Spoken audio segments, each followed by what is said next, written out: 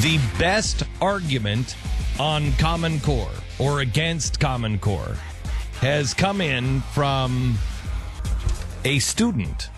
And this kid is making the case so well. I can't believe that honestly, I can't believe that he's in public education. He had a group of great teachers that taught him well, and he applied himself. Because if you listen to this case against Common Core, it is right on the money. And listen to the crowd, because the crowd seems to be teachers. The best case we have heard now on the Blaze against Common Core. Here's the history of the Common Core. In 2009, the National Governors Association and the Council of Chief State School Officers partnered with Achieve, Inc., a nonprofit that received millions of funding from the Bill and Melinda Gates Foundation. Thus, the initiative seemed to spring from states when in reality it was contrived by an insular group of educational testing executives with only 2 academic content specialists. Neither specialist approved the final standards, and the English consultant Dr. Sandra Stotsky publicly stated she felt the standards left students with an empty skill set, lacking literary knowledge. While educators and administrators were later included in the validation committee and feedback groups, they did not play a role in the actual drafting of the standards. The product is a, quote, rigorous preparation for career and college, yet many educators agree that rigorous is a buzzword. These standards aren't rigorous, just different, designed for an industrial model of school. Nevertheless, Common Core emerged. Keep in mind the specific standards were never voted upon by Congress, the Department of Education, state or local governments, yet their implementation was approved by 49 states and territories. The president essentially bribed states into implementation via Race to the Top, offering $4.35 billion taxpayer dollars to participating states, $500 million of which went to Tennessee. And much like No Child Left Behind, the program promises national testing and a one-size-fits-all education because, hey, it worked really well the first time. Already you're thinking, who is this kid? Mm-hmm. Who is this kid? I mean, he sounds accomplished. He is not nervous, and he is making a great case. I love the fact that he starts with Bill and Melinda Gates, the great philanthropists who are really into this for the money. While I do admire some aspects of the course, such as fewer standards and an emphasis on application and writing, it's not going to fix our academic deficit. If nothing else, these standards are a glowing conflict of interest, and they lack the research they allegedly received.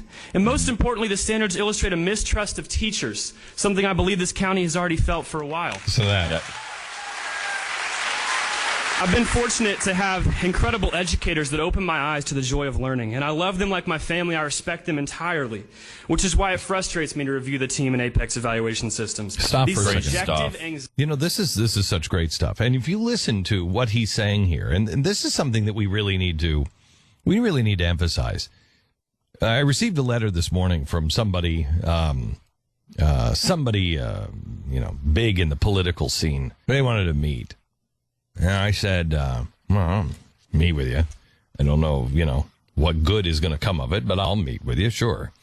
And it's somebody that, I just don't know if either this person or the people around them understand that the world is really, truly about to change. But it is. If you don't understand what's coming, if you don't understand that we're going to have trouble, but then we have the shot at the greatest chance of freedom of all time because of technology. What people are doing, what the rub is, what we're all feeling is the people who are on the inside, who have these big global advisors and everything else. They know that this thing is coming apart at the seams. And when I say this thing, I mean the world as we know it in every country. Because of technology, things are coming apart, and it is going to fly apart, and then it will provide, if we are wise, it will provide the greatest freedom that man has ever experienced. Far more freedom than anyone in America has experienced, and it will be throughout the entire world. Now, how is that? Because you don't have to have a middleman anymore. You don't have to have somebody that tells you exactly what to do, what to build, how to sell it. You won't need that. Technology allows you to connect with anyone who is like-minded, even on the other side of the planet. So what is Common Core doing? Common Core is grabbing our teachers. Now, I don't know about you, but I had really bad teachers and really good teachers. I think we all did. I had some teachers that were off the charts bad and off the charts great. Everyone is an individual. And we have to do everything we can to help find those great teachers and help get rid of those bad teachers, the ones who have just gone dead inside.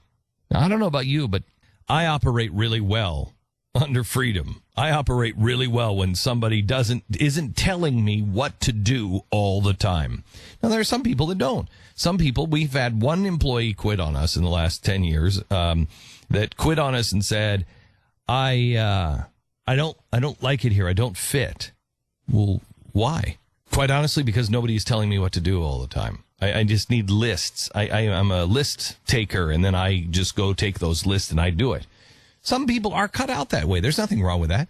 But when you're talking about shaping the minds of people, shaping the minds of kids, showing them how to think, we should not be having list takers. We should not be having the ones who just okay, I've checked that box. Now what do? I check that box. And that's what people who are motivated to be teachers love children. They love teaching. They're excited about something. I mean, honestly, who wants to teach math? You want to teach math? I don't want to teach math. Somebody does. The people who are really excited, I remember these, no offense, but I remember these freaks in school that loved calculus, and we were in the 7th grade, and they were just, I love calculus. And I'm like, what? And the guy that I remember really well that loved all of this stuff was great at the violin. He's like, look, you can understand music, you can understand. I'm like, I don't understand what you're even saying to me, so I'm not going to play the violin, nor am I going to do any math problems anymore. But he had the kind of excitement about math. That's what you want in a teacher. I have that kind of passion for history. That's what you want, because those people are electric. Even if you hate mathematics, you have somebody that is teaching you like that understands and has a real passion for it. It's like, look, this is why this is important. This is music, or this is the greatest story ever told. What Common Core does is strip the individual of everything that makes them unique. That is authoritarianism. We should be doing everything. Look at what YouTube does. Look at what technology does. Look at what Bill Gates is famous for. What does it do? Does it have just one font? Or can we change the fonts so you can write a letter and it looks one way, and I can write a letter and it looks another way?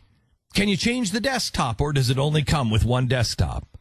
Can you change and put your pictures on it and even change those every day? Yes. It's a system that allows you to be the best of who you are. That's not what Common Core is doing. This is an authoritarian throwback. This is a throwback to the 1920s. What is this? Nobody would, and I don't mean 1920s America. I mean 1920s Russia. This is not about the individual. It's not about the individual kid, and it's certainly not about the individual teacher. And if you think things are bad now, you go frustrate the good teachers. You have the good teachers walk out and say, I just don't want, it's not even teaching anymore. It's just checking boxes.